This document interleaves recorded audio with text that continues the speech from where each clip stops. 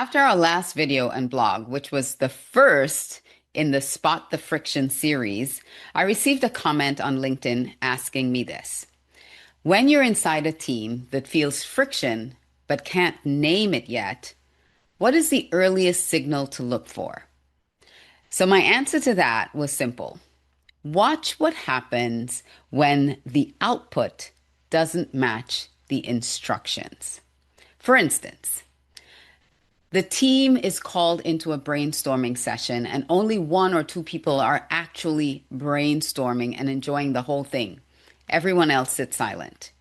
That could be a signal, especially if it happens over and over again. Another one that you might notice is that when a person sends you an email, it reads like a novel, while another person responds with just bullet points. Look out for those things, because these are the telltale signs that you begin to feel that frustration, and it's either buried or clicks start to emerge with side-eye looks, rolled eyes, whispers in back channels with words like they don't listen or they never follow directions. And that's when you need to stop, take notice, because this is the friction that will escalate. And that kind of cognitive friction is 100% avoidable. So today I'm sharing the part that gets really expensive for organizations. So stay tuned. What is your story? It may take time to find it. You may even question if you have one worth telling. But when all seems lost, your story finds you. Because you don't need permission, just a place. And we'll be waiting. The American Black Film Festival. Everyone has a story. Yours belongs here.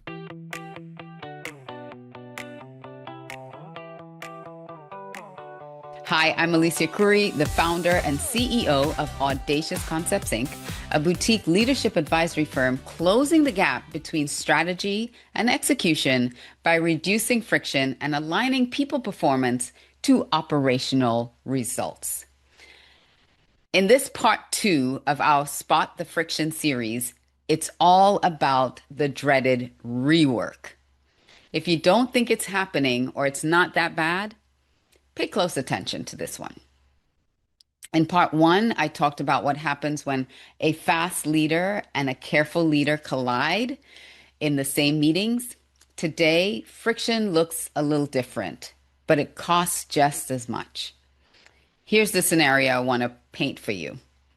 And you may be familiar with this. So, a senior leader gives a directive. The team gets to work. They meet the deadline and they feel so excited about it. The senior leader looks at the work and says, "That's not what I asked you for. Do it again." Their hearts sink. They seem confused. What did we do wrong? But they redo it anyway, and it comes back still not right. Now the team's frustrated. They feel they just can't win. And the leader is frustrated and feels like their team is either incompetent or they're not being understood. More likely than not, they label this a competence problem and that more training is needed. But what if something else is happening here? Could it be that the senior leader has a specific way that they naturally solve problems, build solutions, and take action that they're expecting their team to just know and follow? Because it's innate to this leader, they don't fully and comprehensively explain what it is they're looking for or what they're expecting as the result. This solution is based on their own cognitive wiring. It's their own decision architecture, and they just expect the output to reflect it. But here's the thing. Nobody on the team understands conation and how their brain and how the leader's brain operate to solve problems and take action. So the team does what any reasonable group of people would do. They use their own cognitive wiring to solve the problem. And they turn in work that makes sense to them, but it doesn't make sense to the leader. Multiple decision architectures, same assignment, completely different outputs. And now you're redoing work that was never going to be right to that leader the first time because the blueprint was invisible. So let's talk about what this actually costs you. It's not just the hours spent redoing the work. It's the confidence that quietly drains out of your team every time they hear, that's not what I meant. That's not what I'm looking for. It's the senior leader who starts to believe that their team isn't capable. It's the talent that eventually leaves because they're so frustrated and exhausted from trying to read minds. And the organization, it keeps paying for the same work 2 and up to 5 times. So that snail I talked about in our last episode, it was just loaded up with another bag of money that's slithering out your front door. So what happens next, I'm sure you can guess, is a series of amateur diagnosis of the situation. We need better communication. We need people who will actually listen. We need better processes. Maybe this person just isn't the right fit. And sometimes the team bites the bullet, says nothing, redoes the work, and learns to perform for that leader's instinct without ever understanding why. That's not alignment. That's exhaustion. And that exhaustion is dressed up as compliance. If you heard nothing else I said today, hear me on this. When a senior leader's cognitive strengths become the invisible standard for how work should be done, and no one on the team knows that, rework is not a performance problem. It's a design problem, and it's going to keep repeating itself because you cannot hit a target that you cannot see. The leader is not wrong for having a natural way that they take action and solve problems.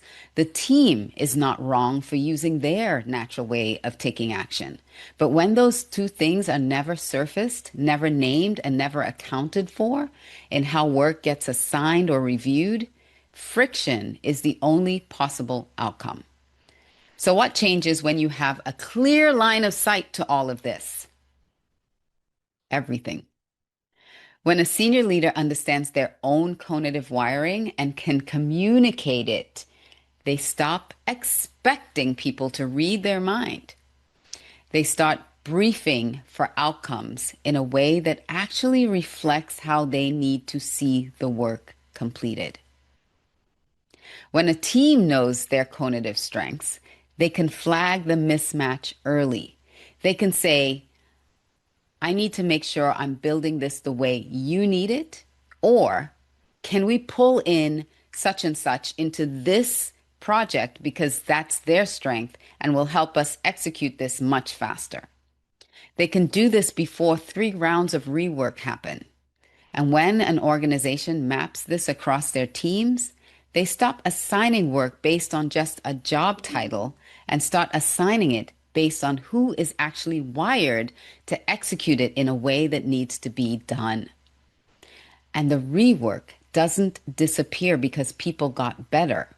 It disappears because the system got smarter. So let me ask you this.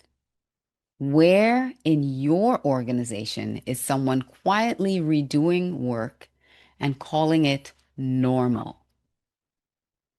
Who on your team has stopped bringing their best because they've learned that their best gets redone anyway?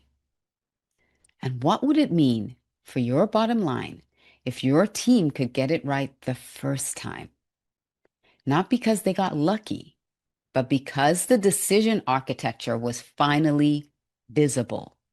Because the moment you stop treating rework as a performance issue and start treating it as a design issue, you stop managing frustration and start building alignment. And that changes everything. If you want to find out where this is happening in your team, reach out to me at support@aliciacurry.com or visit our website, audaciousconceptsinc.com, to take the complimentary team alignment survey. And I'll see you in the third part of this series that we're talking about how to spot the friction.